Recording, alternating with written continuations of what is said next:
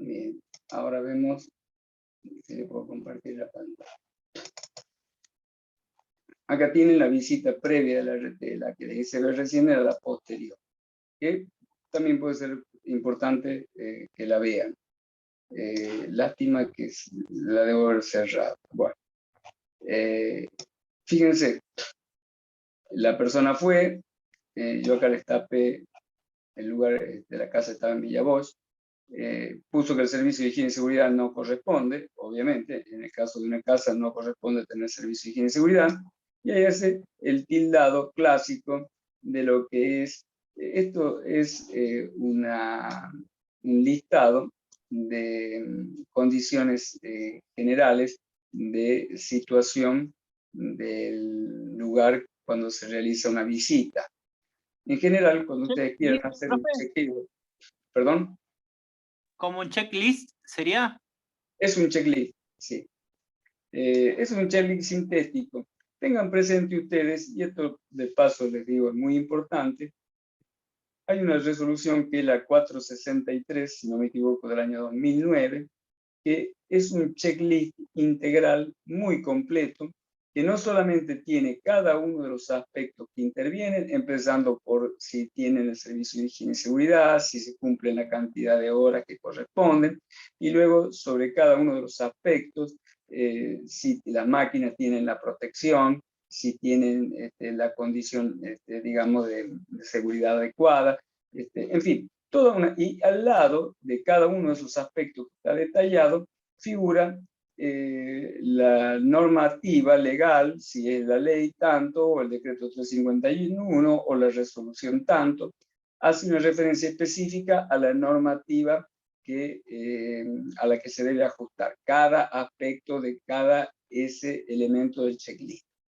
Eso me parece muy interesante porque es un checklist casi integral, le diría, muy completo, en donde, por ejemplo, si tienen una duda, en donde dicen, supongamos que tienen un equipo de compresor y quieren verificar qué es lo que se establece en relación a los aparatos de presión.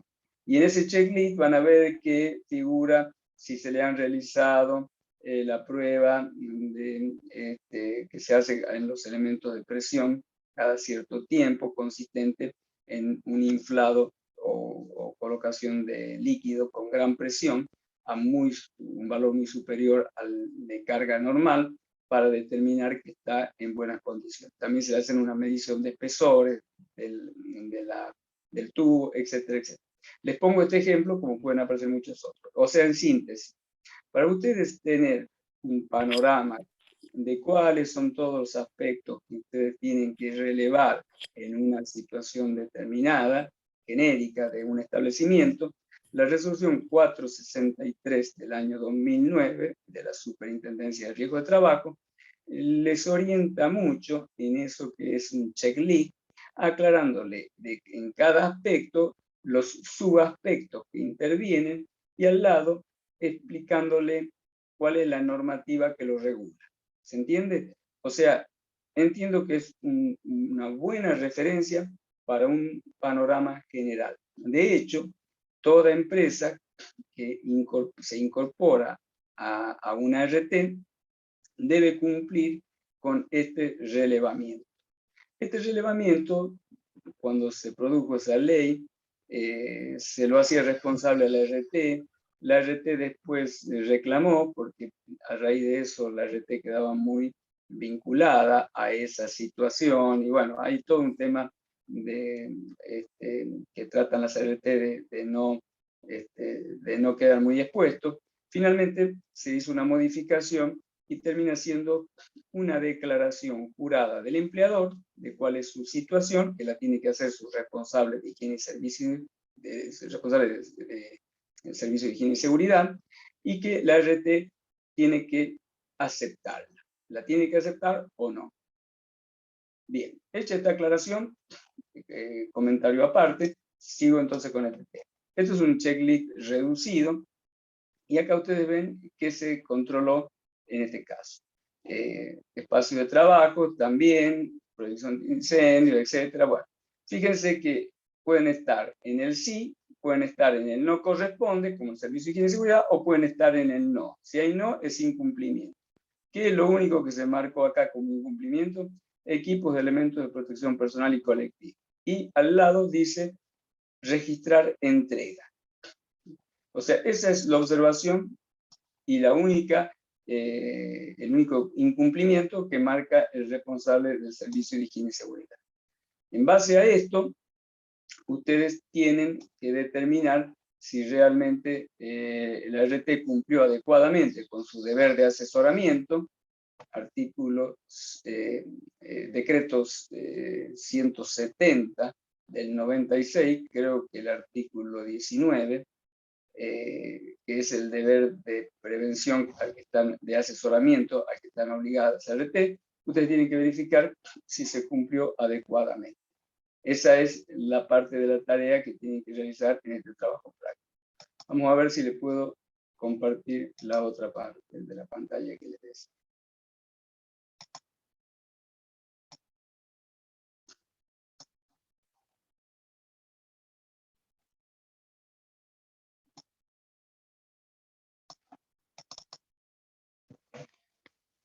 Bien, el tema de la responsabilidad civil, artículo 1113 del viejo código. El nuevo es así reemplazado por el artículo 1757. Normalmente se lo conoce con este nombre de artículo viejo, pero no importa. ¿Qué es lo que dice? La obligación del que ha causado un daño se extiende a los daños que causaren los que están bajo su dependencia, o por las cosas de que se sirve o que tiene a su cuidado. En los supuestos de daños causados con las cosas, el dueño o guardián puede, para eximirse de la responsabilidad, debe demostrar que de su parte no hubo culpa. Pero si el daño hubiese sido causado por el riesgo o vicio de la cosa, solo se eximirá total o parcialmente de responsabilidad, acreditando la culpa de la víctima o de un tercero por quien no debe responder. Si la cosa hubiese sido usada contra la voluntad expresa o presunta del dueño o guardián, no será responsable. Le voy a aclarar un poquito estos aspectos. Bien. Vamos a empezar por esta situación de exclusión total.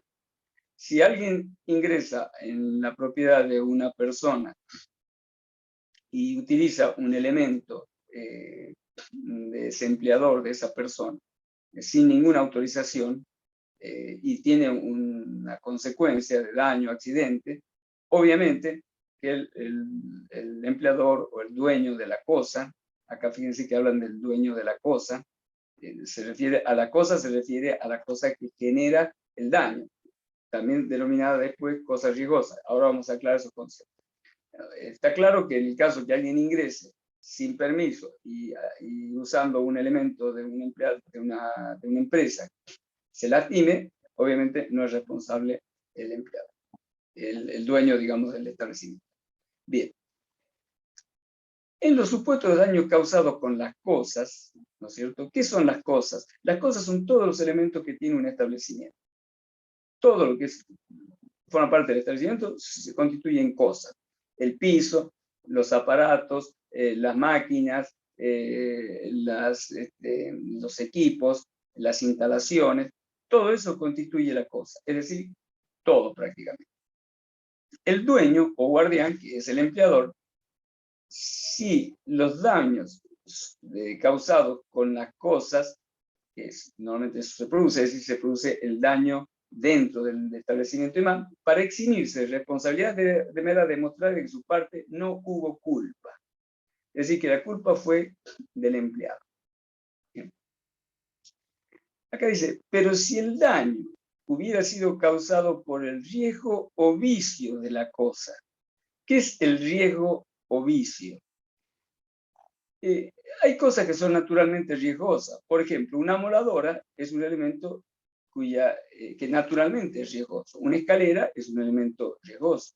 Si además de la característica riesgosa propia del elemento, además hay un vicio, es decir, la moladora además está en mal estado, aunque no es necesario o no es imperioso que eso suceda, allí solo se eximirá el dueño, el empleador, total o parcialmente, acreditando la culpa de la víctima o de un tercero por quien no debe responder. Ahora, ¿cuándo hay culpa de la víctima? Fíjese que si el empleador, acá viene lo que se llama la carga de la prueba. ¿Qué significa la carga de la prueba? El que tiene que demostrar, normalmente cuando existe un juicio, por ejemplo, al existir un juicio penal, se considera que la carga de la prueba la tiene el Estado, el fiscal. Es decir, ¿por qué? Porque el imputado se presume inocente hasta que no se demuestre lo contrario. El concepto de carga de la prueba significa quién es el que tiene que demostrar que la persona es o no es responsable. En el caso, como les dije, del ámbito penal, se presume que el imputado es inocente. Es decir, que el que tiene que demostrar es el fiscal. En este caso, es al revés. El que tiene que demostrar que la culpa la tiene la persona es el empleador. Toda situación en donde no quede clara la culpa de quién fue, si hubo o no culpa del empleador, queda a cargo del empleado, porque solo se exime el empleador si él demuestra que la víctima es culpable. ¿Se entiende? Sí, sí, profe. ¿Se entiende claramente este tema? Sí, sí, profe, sí. Bien. Sí, creo que sí.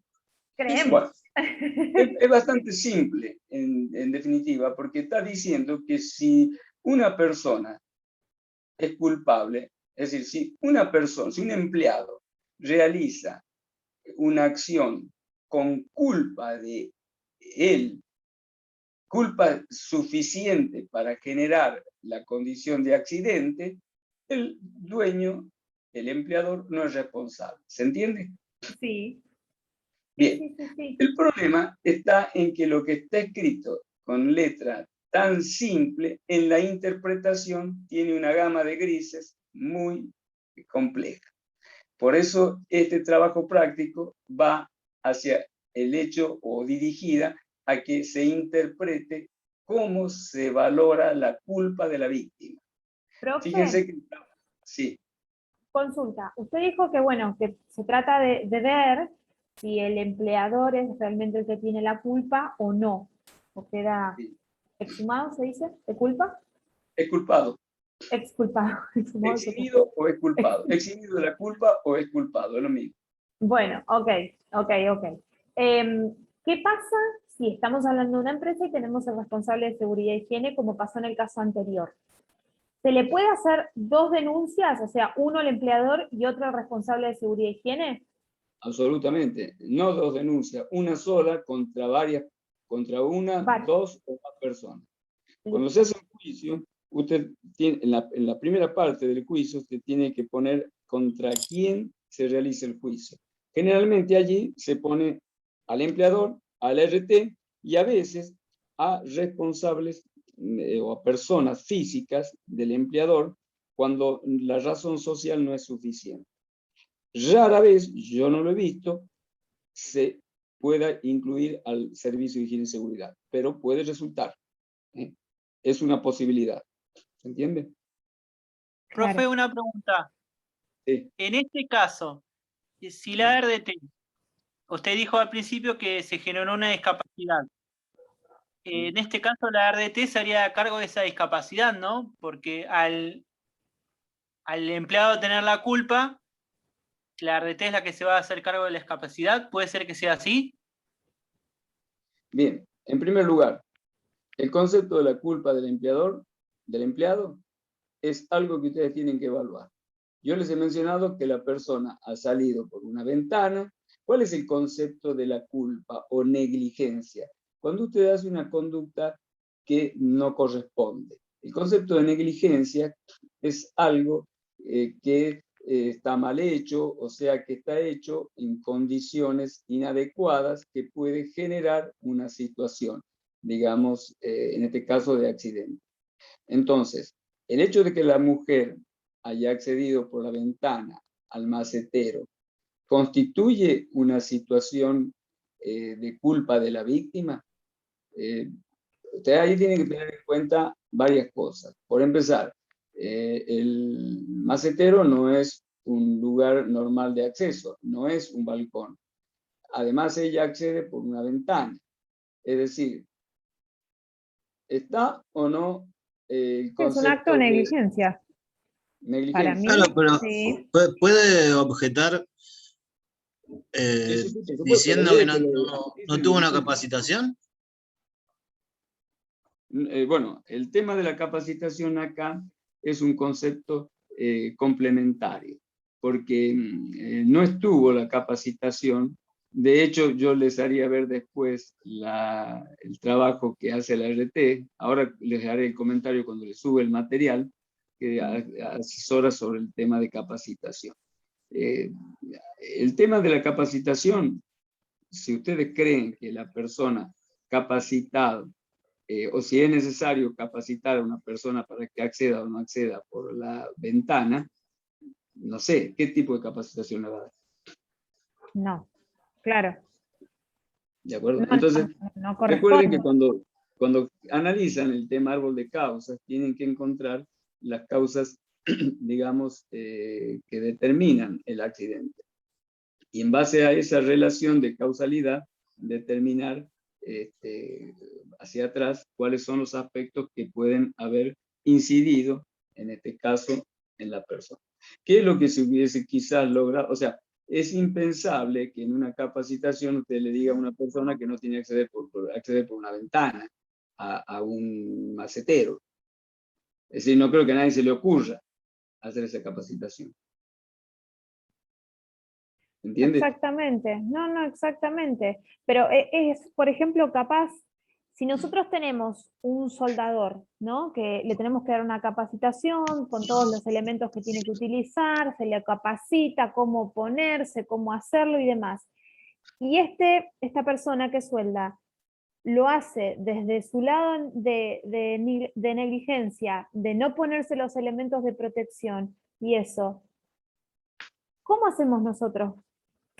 Independientemente, profe, que ya sabemos que tenemos que mediar, que tenemos que tener empatía con la persona que se capacita para que nos presten atención y hacer un trabajo de hormiga, eso sí. Pero si vos vas con una persona y le decís, ponete esto, esto y esto, y no hagas esto, y lo hace por actos de negligencia, ¿cómo nos respaldamos nosotros ahí?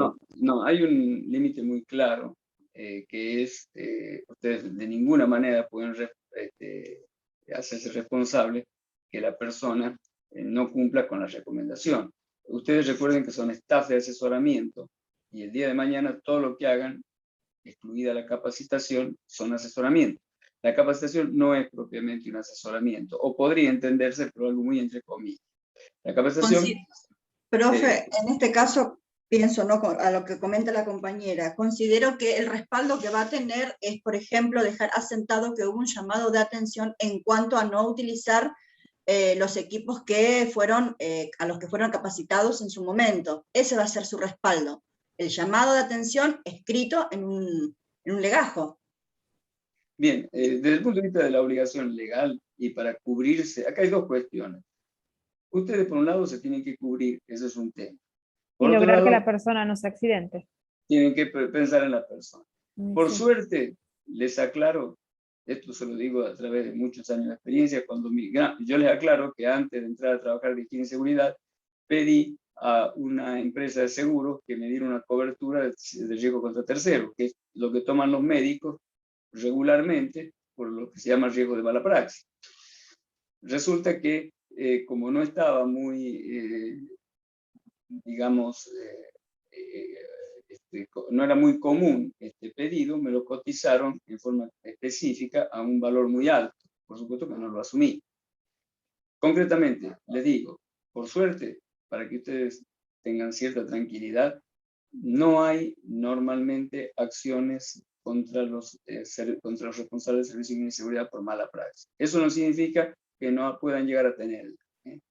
Por lo tanto, yo diría, mi recomendación es que si se trata de riesgos importantes, donde las consecuencias pueden ser importantes, traten de conservar ustedes los asesoramientos o los registros que avalan el cumplimiento de su responsabilidad de asesoramiento. Llámese capacitación, procedimiento de trabajo seguro o eventual otro asesoramiento que le dé al empleador respecto de medidas que debe adoptar, que puede eventualmente no adoptar. Y que ustedes no pueden ir más allá del simple asesoramiento. Claro. ¿Se entendió este Sí. dilema?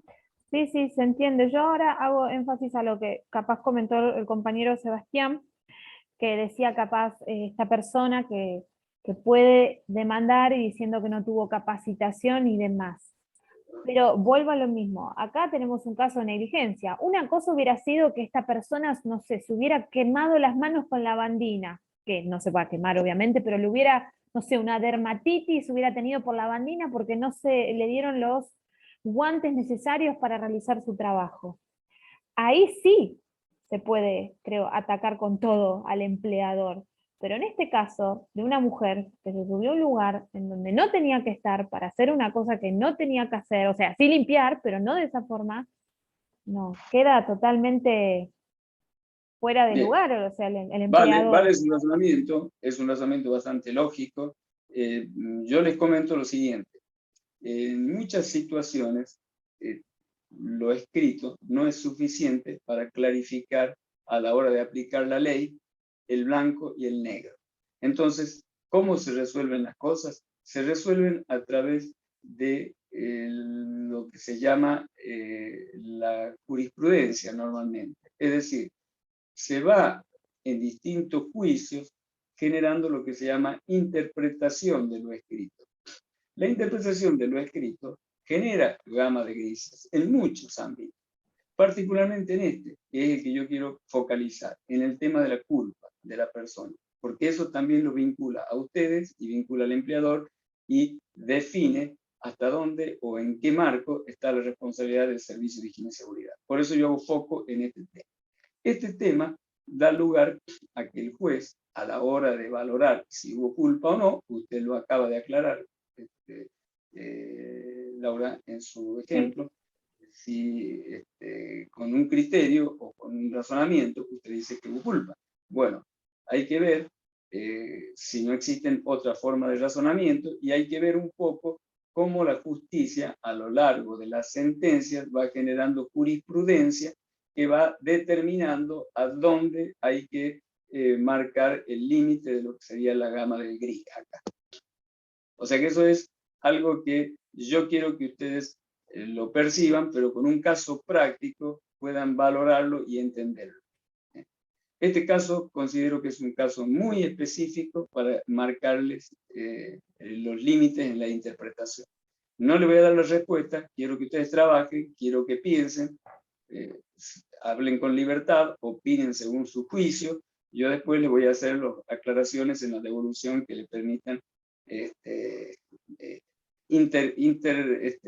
interpretar bien, internalizar este concepto que es de mucha importancia en lo que es la problemática jurídica en la tarea que ustedes realizan.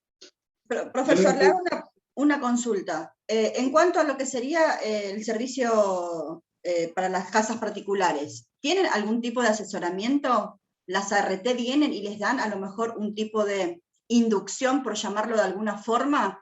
No hay ninguno. Cualquier lugar de trabajo. Debería, pero no te lo hacen. No, perdón, usted me está hablando de las ART, de las empleadas civiles, de las empleadas de servicio, que ahora sí, que ahora la tienen, antes no la tenían. Sí. Normalmente, las ART, si bien tienen responsabilidad de asesoramiento, en esos casos no los cumplen, no se les exige, pero sí se les exige todos los temas relacionados con el cubrir como ente de seguro en el caso de un daño, la indemnización, el de hacerle las prestaciones médicas, que son los dos más importantes. Pero no. O sea que hacen hincapié en las responsabilidades que tienen, pero no en los derechos a lo mejor de ir a asesorar. En la parte de prevención, concretamente. En la parte de prevención. Claro, tienen ciertas obligaciones de ir a ciertos domicilios, que en algunos casos es taxativa y en otros no. En el caso concreto de las empleadas, yo no tengo experiencia porque no tengo juicios en esos casos, pero interpreto que no les es exigible, porque de hecho no lo hacen. ¿De acuerdo? O sea que, las tareas que tengan que realizar, independientemente de que uno tenga por conocimiento propio cómo se deberían realizar, queda cuenta de la empleada en este caso. Realiza la tarea acorde a su juicio.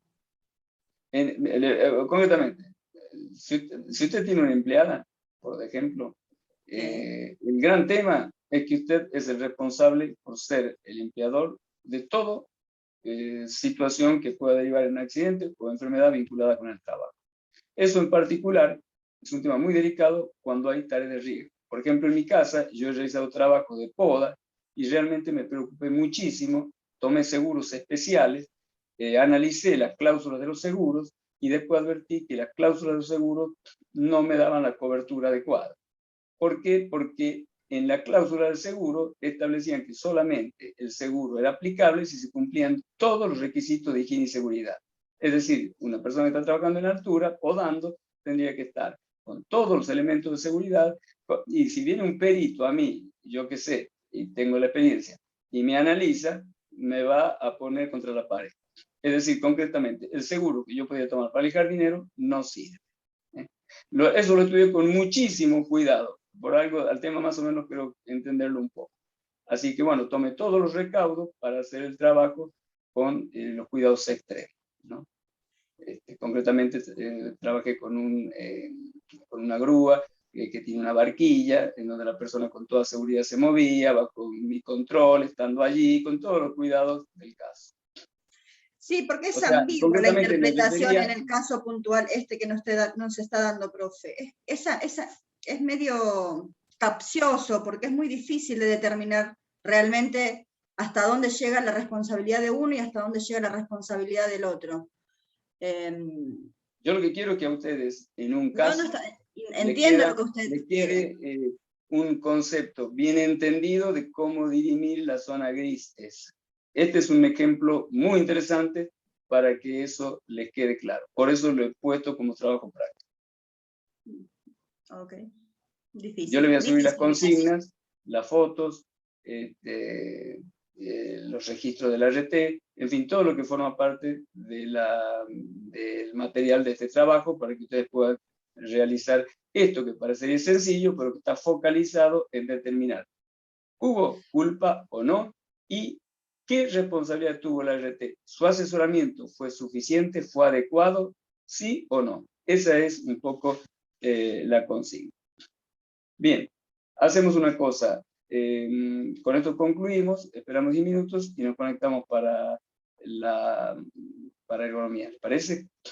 De esto que está en esta clase, que espero que queden grabadas para subírsela, le voy a subir el material del trabajo práctico número 5 con la fecha de entrega. Creo que les puse 26 de octubre para que tengan tiempo. En realidad, esto lo pueden hacer en menos, pueden hacer una semana también, porque lo único que da lugar es a que diriman un poco el tema, se lo planteen y no van a tener que trabajar tanto. Casi le diría que esto, con unas 2 horas de reflexión, de simple análisis o intercomentarios y demás, casi le diría que algunos con lo que ya dijeron podría ser suficiente. Yo en la devolución les voy a hacer la aclaración. Bueno, Okay, profe, profe. ¿está bien? Listo, menos 10 nos conectamos. Nos conectamos en 10 minutos. Perfecto. Muy bien. Listo. Muy bien.